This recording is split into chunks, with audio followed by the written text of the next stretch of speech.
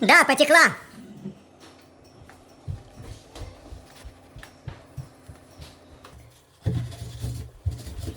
Такое ощущение, что здесь... Вы купили этот дом уже использованный? Ну как? БУ, да? Да. Ага. Тут уже когда-то что-то делал. Если это не вы, Нет, ничего то себе. кто-то здесь уже пытался эту течь устранять. Потому что все замазано силиконом. Да, что? То есть они не исправили как положено, а просто поверху все замазали. Видать, была какая-то проблемка. Понятно. Ну, я вам скажу, бывает в основном из-за того, что это пластик по нему ходит, он деформируется и начинает прокладка где-то проседать, играть. И... Да. Все, что хорошо было прилипшее там с годами, Понятно. бывает потрескивает и все.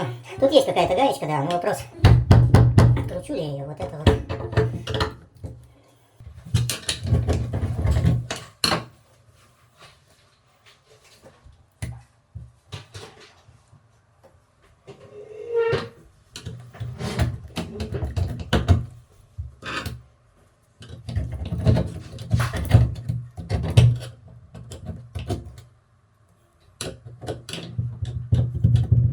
Ну вот вы можете посмотреть, что в хорошем душе вот эта труба, вот она пошла вниз. Да. Она не должна шататься. Так. У вас Ой, она ходит туда-сюда. она туда-сюда шатается. Понятно.